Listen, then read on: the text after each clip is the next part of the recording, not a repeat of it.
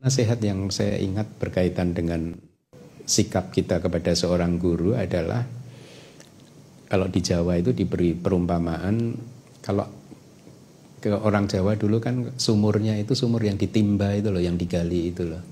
Ya. Jadi sumur yang ditimba itu kalau misalkan kadang kan suka kering udah nggak menghasilkan air lagi, itu katanya dilarang, kita dilarang untuk menimbunnya, untuk menutupnya gitu. Jadi ini hanya satu perumpamaan saja bahwa kita tidak boleh mematikan sumber di mana kita telah banyak mendapatkan manfaat gitu. Jadi ini juga bisa dihubungkan dengan sikap yang seharusnya kita lakukan pada seorang guru gitu.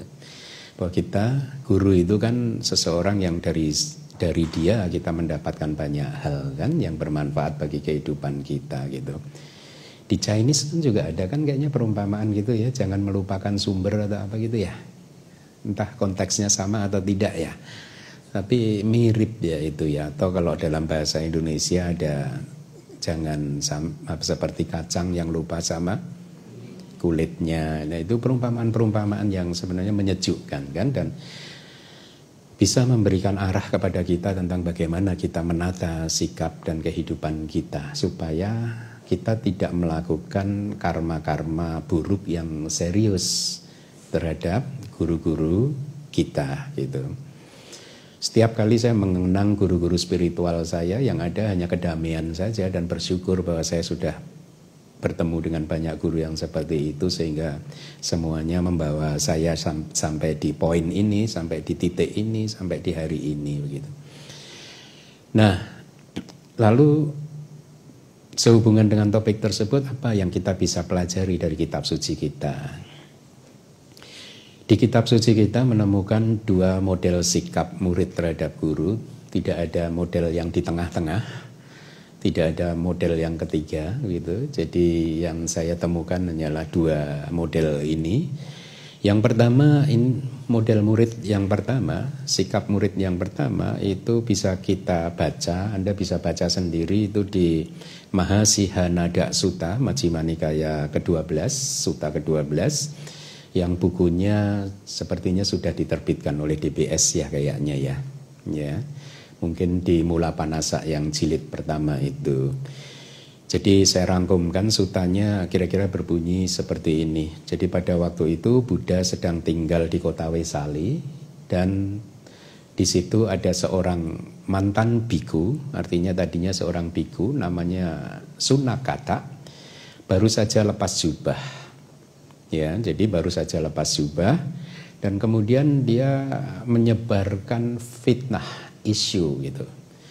Ya. Kalimat pertama yang diucapkan dia adalah Buddha sesungguhnya tidak mempunyai kualitas yang melebihi kualitas perbuatan baik manusia. Artinya Buddha itu hanya tahu 10 karma baik saja gitu. Buddha itu enggak memiliki kualitas seperti jana, maga, pala, kemudian dibacaku, mata yang adikodrati, kemudian sabak nyutak nyana, pengetahuan yang mengetahui segalanya. Buddha enggak paham. Yang beliau tahu hanyalah 10 karma baik gitu ya. Kemudian dia juga menyebar isu bahwa beliau juga tidak mempunyai nyana dasana. Nyana dasana itu pandangan dan pengetahuan yang mampu mengetahui dhamma-dhamma yang mulia. Artinya Buddha tidak mengetahui itu dhamma-dhamma yang bisa itu menjadi makhluk yang mulia, Sotapanna, Sakadagami dan lain sebagainya. Kenapa? Sebenarnya dia melanjutkan ajaran Buddha itu dia hanya mengajarkan ajaran yang dipenuhi dengan logika dia gitu. Logikanya Buddha, dan dikelilingi dengan investigasi serta pengetahuannya begitu. Jadi intinya Buddha hanya berteori saja. Ya. Walaupun di kalimat terakhirnya dia juga mengatakan, tapi dengan cara apapun Buddha mengajarkan dhamma, memang ajarannya itu bisa membawa ke kehancuran dari siklus penderitaan gitu. Tapi intinya dia menuduh Buddha itu hanya berteori saja, walaupun ajarannya memang membawa ke kehancuran dari penderitaan. Nah, di kitab komentar dijelaskan kenapa dia mengatakan seperti itu. Dia mengatakan kok tidak sekaligus secara ekstrim mengatakan Buddha juga tidak mempunyai kualitas baik seperti apa, sering melakukan karma baik. Nah, dia tidak berani karena faktanya di Wesali itu banyak umat-umat yang menjadi murid Buddha. Kalau dia mengatakan seperti itu nanti akan dikomplain, kapan kamu melihat Buddha membunuh makhluk hidup gitu. Kapan kamu melihat Buddha mencuri dan seterusnya gitu. Dia juga tidak berani mengatakan bahwa ajaran Buddha tidak membawa ke status sebagai Sotapanna dan seterusnya, karena faktanya di kota tersebut juga banyak Sotapanna, Sakadagami, Anagami gitu, dan Arahat. Makanya dia mengatakan ajarannya bisa, tetapi sebenarnya ini ajaran yang dipenuhi dengan logika dia saja gitu. Buddha tidak mencapainya gitu. Nah, dia menyebar berita itu di tengah-tengah kumpulannya, dan Sunakata ini sebenarnya adalah anak raja dari Raja Licawi. Dia pangeran begitu. Tapi tadinya biku terus lepas subah. Nah, kadang kita juga bisa ini ya, kadang orang-orang barat itu kalau membuat quote juga kadang mengena juga ya. Anda pernah dengar kalimat gini nggak kira-kira? Rumor spread by haters, ya? Bukan, created by haters, ya. Kemudian spread by the fools and accepted by the idiots. Katanya begitu.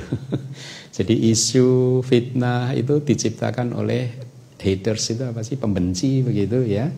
Dan disebarkan oleh the fool, orang yang bodoh, dan diterima oleh idiot.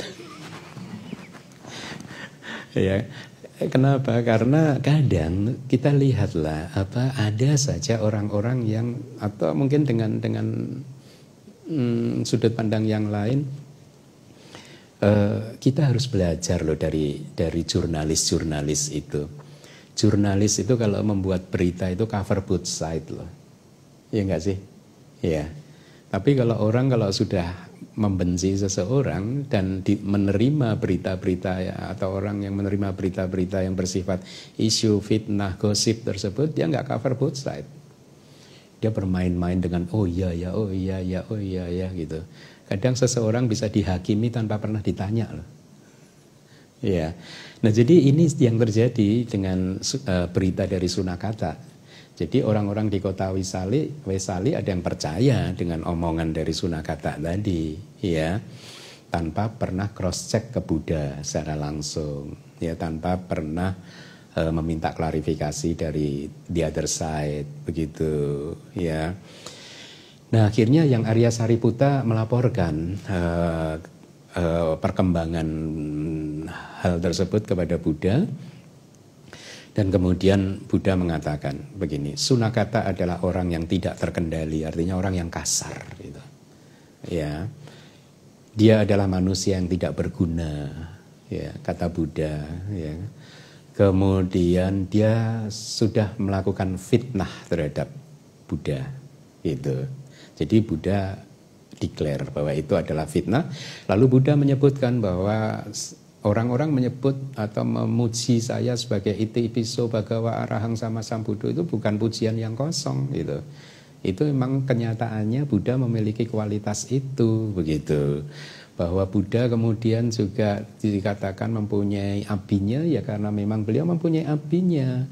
Bahwa beliau mempunyai pengetahuan vipassana ya memang beliau mempunyai pengetahuan vipassana.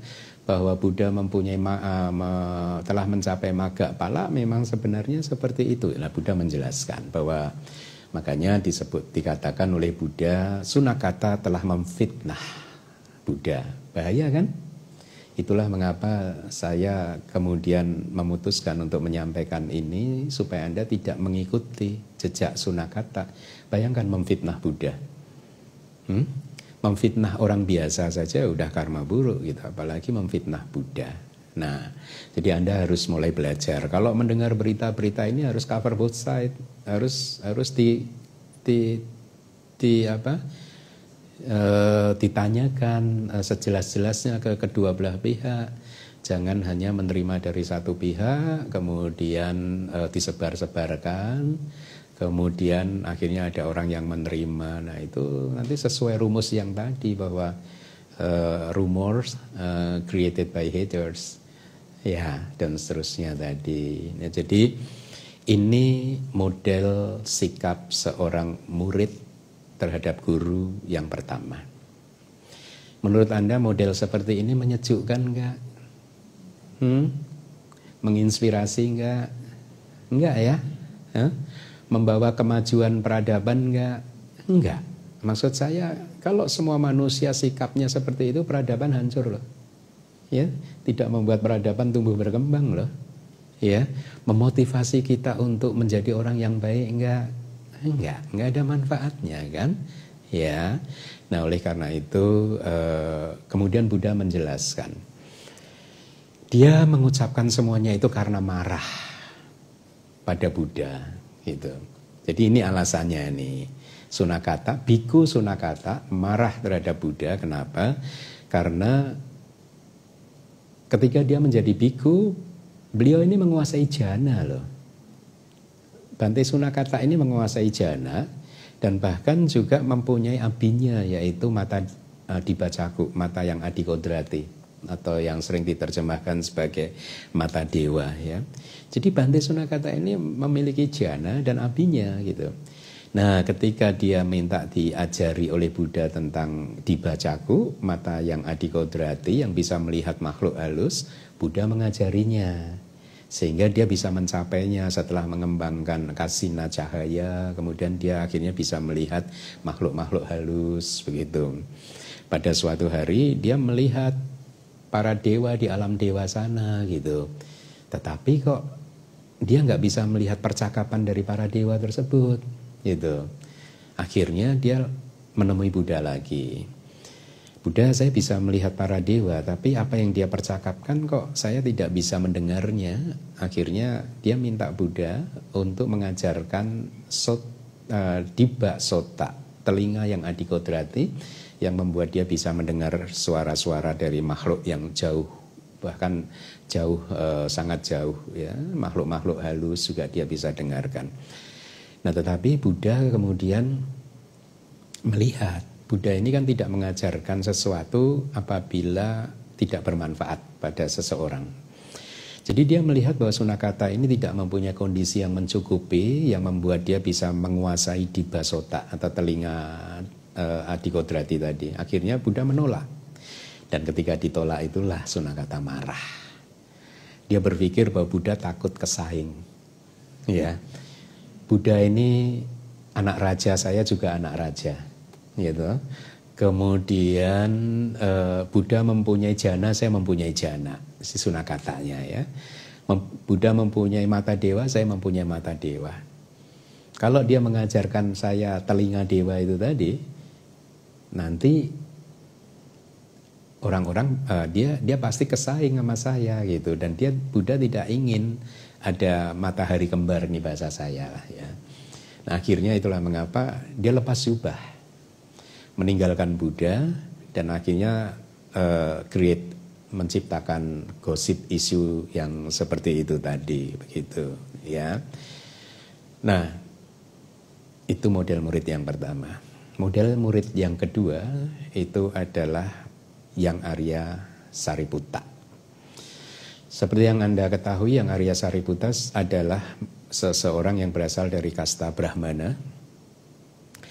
Dia mencari amata ya, mencari deathless itu, keadaan yang tanpa kematian gitu, atau keabadian, dan dalam pencariannya beliau berguru dengan banyak guru.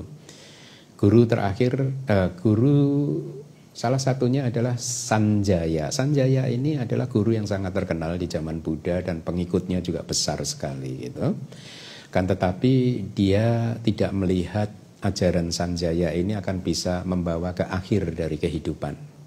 Sehingga akhirnya dia minta izin. Ini perilaku yang baik loh. Dia mau meninggalkan Sanjaya, tapi dia minta izin.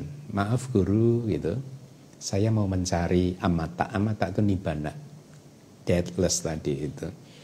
Dan Sanjaya mengizinkannya. Ini teladan yang baik dari yang Arya Sariputta ya. Dia mau keluar, dia minta izin, pamit gitu. Kemudian singkat cerita akhirnya beliau bertemu dengan yang Arya Asaji kan, ya. Dari yang Arya Asaji ini dia mendengar ajaran Dhamma dan dia bisa merealisasi Dhamma, ya. Yang Arya Asaji mengucapkan stansa 4 baris ye Dhamma hetu pabawa tesang hetung tatagato aha tesang cakyo nirodo ewang wadi mahasamano, kira-kira begitu. Jadi bahwa sebab dari kemunculan Dhamma sudah diajarkan, demikian pula dengan kelenyapannya. Itulah ajaran seorang pertapa besar, ya. Kemudian dari sana akhirnya yang Arya Sariputta, waktu itu namanya Upatissa, tertarik untuk bertemu dengan Buddha. Ya, ini dia guru saya ini, gitu. Dan dia bertanya kepada Yang Mulia Asaji, Bante Asaji, sekarang Buddha tinggal di mana? Ya, setelah dijawab oleh Bante Asaji, akhirnya ini teladan lagi yang bagus dari Yang Arya Sariputta. Dia menemui gurunya yang pertama, yang sebelumnya Sanjaya tadi, dan dia mengatakan, guru, ini ada Buddha loh sudah muncul di dunia ini. Saya akan berguru dari dia. Ayo kita sama-sama. Niatnya baik loh. Ya, jadi guru Sanjayanya itu masih diajak, tapi Sanjaya tidak mau diajak seperti itu. Akhirnya Upatissa dan Kolita yang kemudian nanti akan menjadi Yang Mulia Sariputta dan Yang Mulia Mahamoggallana, ya, menemui Buddha, dan singkat cerita 2 minggu kemudian beliau menjadi arahanta dengan nama Yang Mulia Sariputta, gitu. Nah, teladan berikutnya adalah ketika dia sudah menjadi biku dan dengan demikian statusnya adalah muridnya Buddha Gautama kan. Tetapi setiap kali beliau tinggal bersama dengan Yang Mulia Asaji dan juga Buddha, maka setelah bangun tidur dia melayani Buddha terlebih dahulu, ya, dari mungkin mencuci perlengkapan Buddha dan lain sebagainya, dan setelah selesai baru melayani Yang Mulia Asaji. Padahal Yang Mulia Sariputta itu adalah murid kepala loh, murid utamanya Buddha loh. Dan dia adalah Mahasawaka yang unggul dalam hal kebijaksanaan. Yang Mulia Asaji bukan biku yang penting, karena di dalam kitab suci juga tidak banyak disebutkan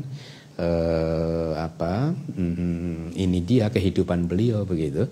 Tetapi dia tetap menghormati. Jadi setiap kali dia tinggal dengan Yang Mulia Asaji, dia selalu melakukan seperti itu. Setelah melayani Buddha, dia ke Kuti Bante Asaji dan dia melayani Bante Asaji.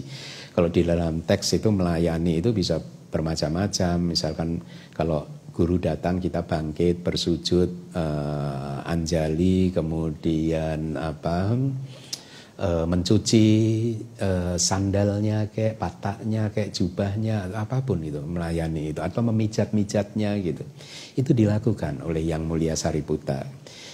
Nah, dalam hal yang Arya Asaji tidak tinggal di satu wihara dengan beliau, maka beliau Yang Mulia Sariputta setiap pagi setelah selesai melayani Buddha, ya, keluar ke lapangan tempat terbuka dan menghadap ke arah di mana Yang Mulia Asaji berada. Kalau Yang Mulia Asaji berada di sebelah timur, dia akan segera menghadap ke timur, dia bersujud ke arah timur, beranjali dan melakukan penghormatan dengan serius begitu. Ya. Kalau Yang Mulia Asaji berada di barat, dia akan menghadap ke barat, bersujud, beranjali untuk melakukan penghormatan gitu. Dimanapun arah Yang Mulia Asaji berada, di arah itulah dia bersujud, beranjali dan melakukan penghormatan yang serius begitu. Itu adalah teladan yang dilakukan oleh Yang Arya Sariputta, ya. Dan ketika itu biku-biku melihat, ya, biku-biku salah lagi. Lah ini juga perilaku yang keliru juga, kan harusnya cross check ya. Jadi mereka melihat Yang Mulia Sariputta seperti itu, menuduh lagi. Oh, Sariputta masih belum bisa meninggalkan ajaran Brahmananya, kaum Brahmananya. Dia masih menghormati arah mata angin ketika matahari terbit, begitu. Ya, kan memang di ajaran mereka itu ada seperti itu gitu. Dan para biku lapor ke Buddha. Jadi ini juga perilaku yang salah, ya. Kita kalau mau ini sesuatu itu harus pastikan bahwa kita udah mendengar dari kedua sisi, ya. Pakai tekniknya wartawan tadi itu, ya, cover both side. Jangan menghakimi seseorang tanpa disidang, ya. Nah, jadi para biku begitu juga, dia lapor ke Buddha. Buddha, wahai Buddha, itu Sariputta belum bisa meninggalkan kebiasaan lamanya. Dia masih menghormat ke arah penjuru mata angin setiap pagi gitu. Nah, Buddha akhirnya menyampaikan, enggak, kalian salah. Sariputta tidak melakukan itu. Dia sedang melakukan penghormatan kepada guru dharma pertamanya, yaitu Yang Mulia Asaji. Kan jadi yang Arya Sariputta hanya mempunyai dua guru dhamma kan, yang pertama Yang Mulia Asaji, yang kedua Buddha. Ya. Kalau yang Arya Sariputta mempunyai 10 guru dharma, dia juga pasti akan menghormati 10 guru dharma tersebut. Tidak pilih-pilih begitu. Ya. Nah, ini teladan yang baik. Akhirnya Buddha menyampaikan stansa ini. Yamha dhammang wijanea sama sambuddha desitang sakacang tang namasea agi hutang wa brahmano. Ya, artinya yamha dhammang wijanea, dari siapa seseorang bisa memahami dhamma sama Sambuddha Desitang yang diajarkan oleh seorang sama Sambuddha, sakacang tang namasea, orang tersebut harus menghormati gurunya itu tadi dengan sepenuh-penuhnya. Agi hutang wa brahmano, seperti seorang brahmana menghormati agi hutang itu api kurban. Ya. Jadi kaum Brahmana itu ada upacara api, menghormati api begitu. Dan disebutnya sebagai agi huta, api kurban gitu, ya. Jadi kaum Brahmana itu kalau melakukan upacara api kurban begitu, dia sangat menghormati apinya gitu. Menjaga supaya apinya itu enggak padam, ya.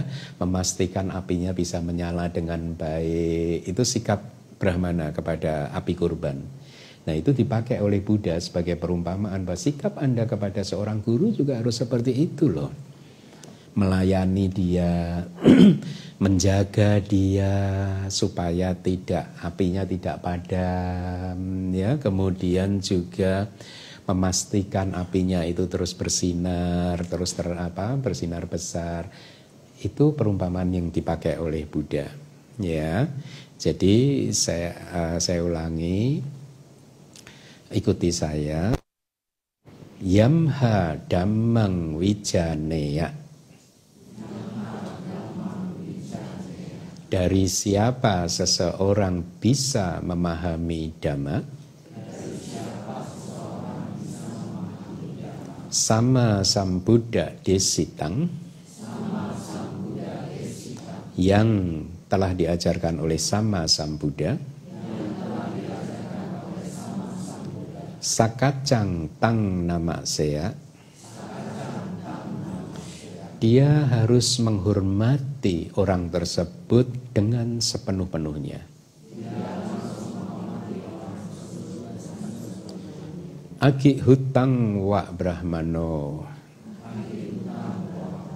seperti seorang brahmana menghormati api kurban.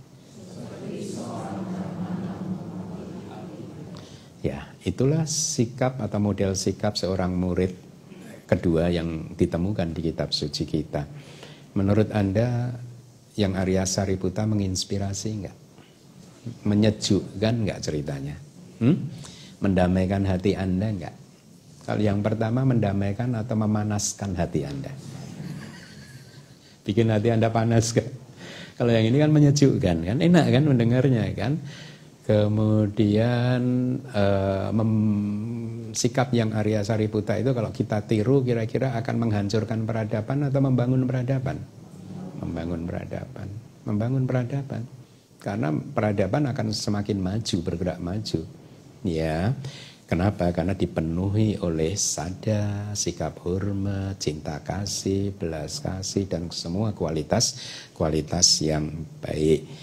Nah, jadi demikianlah dua model sikap murid terhadap guru yang kita bisa pelajari dari kitab suci kita. Semoga kita semua bisa meneladani apa yang dilakukan oleh Yang Mulia Sariputta, selalu menghormati guru-guru kita.